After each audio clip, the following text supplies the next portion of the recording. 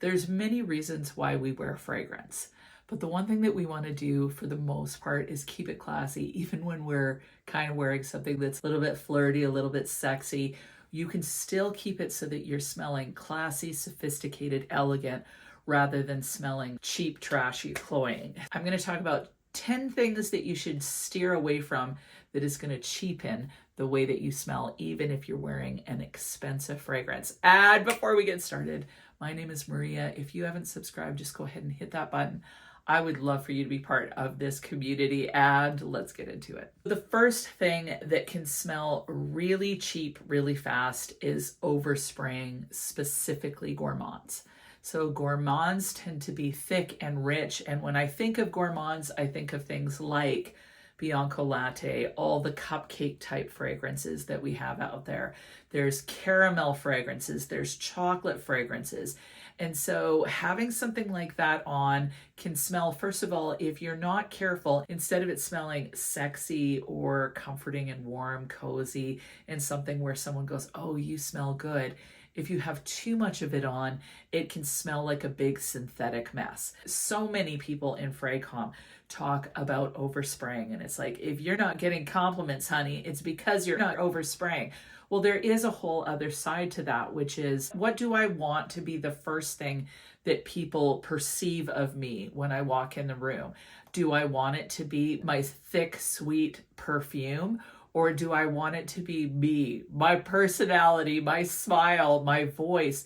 What do I want to portray to the rest of the world? So especially with heavy gourmands, they can get thick, synthetic, and cloying really, really quickly. Those are ones that sometimes you want to spray a little less of. Like a lot of times they project really well too. So for instance, Lattafa's Eclair, that projects amazingly. And so you don't need to spray a ton to be noticed. So keep that in mind for gourmands. Another thing that can cheapen the smell of even the most excellent perfume is wearing the wrong scent for the wrong temperature.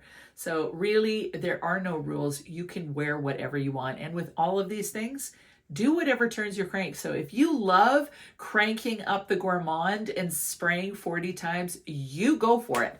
But I'm just giving you some helpful hints that you may or may want to follow. If you wear a really, really thick gourmand in really hot weather, first of all, if I do that, I give myself a headache. So that's number one. But second of all, it can just feel way too heavy. It just kind of sits on the air. And same thing with a heavy floral or a heavy oud in heavy humidity. A lot of times in Middle Eastern countries that tend to be a little bit drier, a lot of times they wear those heavy ouds. They've got the ouds going on, but the atmosphere is a little bit more dry. When you throw a heavy thick floral or a heavy oud in with humidity, like in the southern states, if I wore, like when I was in Charleston, I can remember walking out the hotel, it was in August. I walked out of the hotel, which was air conditioned, into basically what felt like a steam room. Like it was just like a wall of wet that I hit.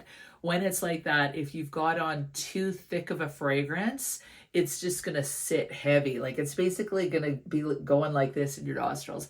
And it can smell, again, too thick, too heavy, too rich, and just kind of disgusting. Whereas in that kind of climate, to go with a lighter, fresher fragrance, a lot of times can be a better option.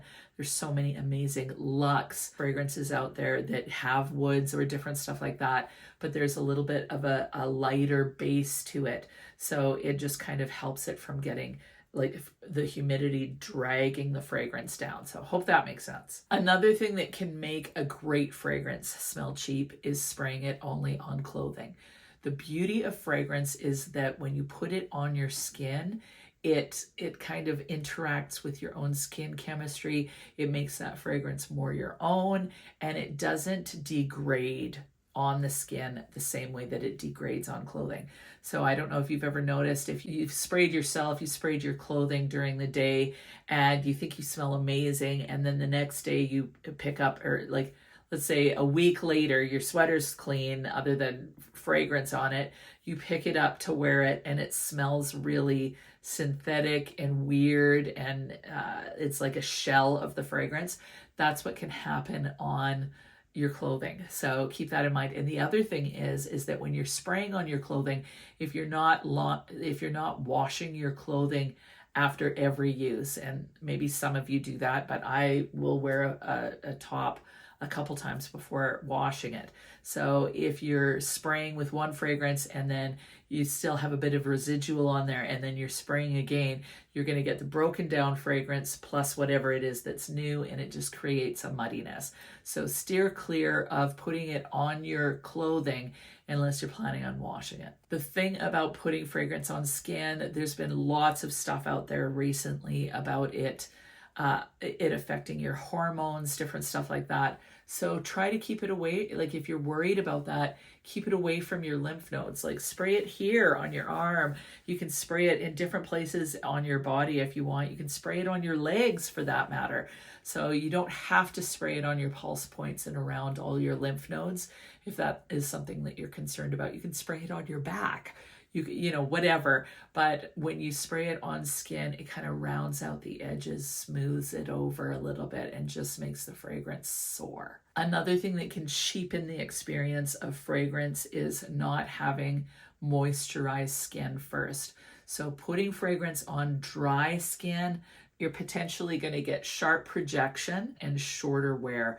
So the fragrance kind of wears out faster when it's on dry skin, and the projection sometimes is very, very sharp, as opposed to hydrated skin where it sits and it kind of diffuses a little bit more evenly and a little bit more beautifully. So yes, definitely hydrate the skin. Another thing that can cheapen fragrance is a bad layering combination. So I have had some of those where I've sprayed a combo and thought it would be amazing, and it just smells disgusting together. Somehow it clashes, might get feeling a little synthetic, or the fragrance is just muddied up, or it goes a little bit sour smelling, a little bit more synthetic, plasticky. You just never know how those notes are going to interact.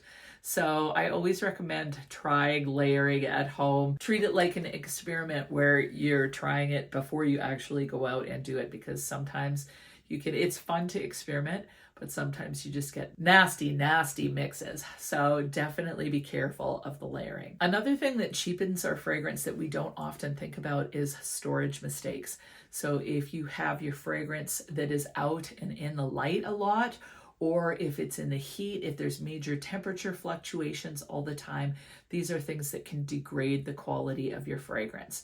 The key is to keep your fragrance stored in a cool, dark place if at all possible. Definitely heat and sunlight is your worst enemy with your fragrance. If you keep your fragrance stored out of direct sunlight, your fragrance can last for a long, long time. And even when I go into a store, if I go into a store, like I know there's a certain drugstore, it's Rexall here in Edmonton, and oftentimes their fragrances are in the front of the store, and there's a big, huge glass window there. I won't buy fragrances from them. I did once, actually twice. I bought fragrance from Rexall, and the fragrance just smelled spoiled when I got it home. And I know it's because the fragrance was too hot, because it's in the windows, because the windows are right there and the sun's just beating in. So definitely sun is your worst enemy when it comes to storing your fragrance. And when a fragrance degrades, it can smell sour, it can smell dusty or metallic, musty, or it just hardly lasts on the skin. So those are the different ways that you'll know it's off. Like, you know when a fragrance is off. I've got tons of fragrances that have lasted forever, but just every once in a while there's a fragrance that just kind of goes off and it smells a little sour, a little bit spoiled. Just get rid of it because it's not coming back for you. Another thing that can really make a fragrance smell cheap is something like a body spray where you overspray a synthetic body spray. So you just go to town, and because body sprays are a little less potent, a lot of times we'll just kind of go crazy, and it's like spraying it all over. But because they tend to be a little bit more synthetic, a little bit more alcohol based, they can smell cheap. You know, within about 3 hours, you're left with kind of the base of the fragrance, which is oftentimes a little bit sickly. So keep that in mind when you're using a body spray. It's a better idea to instead spray yourself a few times, and then when that's dissipated, bring it along with you and spray it again, so you're not getting a degraded version and just a huge cloud of synthetic smell where it's like, okay, that smells kind of sweet, kind of musky. Like, you know how body sprays are. A lot of times it's sweet and musky in some combinations. Sweet, fruity, musky. Gourmand with a little bit of muskiness. So sometimes that musk is all that stays around and it smells really synthetic, especially if you overspray. So instead, spray a bit on so you can smell yourself and you smell amazing. Bring it with you and then top up throughout the day. The other thing that can work against us when we're picking a fragrance is we pick the fragrance and we think it smells amazing when it first goes on the skin, and we buy it before it's dried down. And when it dries down, it goes funky on us. So, I don't know of a person that's never had a fragrance smell a little funky in the dry down on their skin. Every once in a while, I'll try a designer fragrance. It smells amazing to begin with. Scandal is one of those. Scandal is such a sexy, sweet, awesome floral bomb. And I've sprayed it on myself and gone, this is amazing, and wanted to buy it. And then within about half hour, it smells literally like urine on my skin. And so whatever it does when it is mixed with my skin, it goes weird. Burberry Her, same thing. All the Hers, I love the way they smell, but on me in the dry down, they just go weird. So they smell amazing when I first put them on. As they sit on my skin, they go so synthetic and bizarre. And there are so many fragrances like that where they smell amazing on others, but they don't smell that way on me. On me, they smell like a cheap hot mess. So that's something that you really need to consider. What does that dry down smell like? You want it to be something rich and sophisticated so that even if the fragrance morphs over the time, you're still getting something that smells amazing. Another thing that can smell cheap is wearing a trend instead of wearing a fragrance that really fits your personality. So we are all different. There's different things that we love, different notes that we love. Some of us are a little bit more subdued. Some of us are more wild or loud or flamboyant. So when you choose a fragrance, you want to make sure that you're not just choosing it because it's popular, because everyone's talking about it. You want to choose it because it makes you feel confident. It makes you feel a little bit more sure of yourself, or it makes you feel a little playful. Whatever it is that you're wanting to get out of fragrance, you want to make sure it makes you feel that way. If you feel self-conscious in your fragrance for any reason, that fragrance probably isn't for you. And so when you wear a fragrance like that, instead of feeling confident, if you start to feel a little bit self-conscious in that fragrance, that's going to show up to others like when you're out and about. So, or it just makes it really awkward for you throughout the day. I've done that before where I've worn a fragrance but been a little bit self-conscious because it was a little bit more, I don't know, sexy than I was wanting to have on during the day. And so then I feel a little bit awkward. And I always wonder how that comes across. Probably okay because I'm a good actor, but it's just easier to avoid that. So if there's a fragrance note that just doesn't feel like you, don't worry. Don't wear it. If there's a fragrance, the other thing is that sometimes we'll buy fragrances and we think, oh, I bought it, I better wear it, but you don't really love it. Life is too short, man. Just get rid of it. Give it away to someone that will really love it. That's always fun. Sell it on eBay. Sell it on Facebook Marketplace. Wherever. Just sell the fragrance, buy something new, and get something that you really, really love. And the last one is mixing a lot of strong scented fragrance. So like I've watched videos of perfume gurus sharing their body care routine. And I know people that do this and go for it, but it's like you start with a shower gel, then you move to a shower oil, and it's all about all this body care and stuff like this. And first of all, they always go, make sure that you don't stink before you're starting. Who isn't making sure they're clean before they put their fragrance on? Who are these people that need to be told over and over again, make sure that you've cleaned your little girly bits? Like, I don't get it. Doesn't everybody clean their girly bits? I don't know. But anyway, You start with a shower gel, then a shower oil, then you put on an after shower oil, and then you put on your moisturizer. You put a hair oil in. You've got hair products that are scented. You've got moisturizer that's scented. Your clothes are freshly laundered and they smell like those scent beads.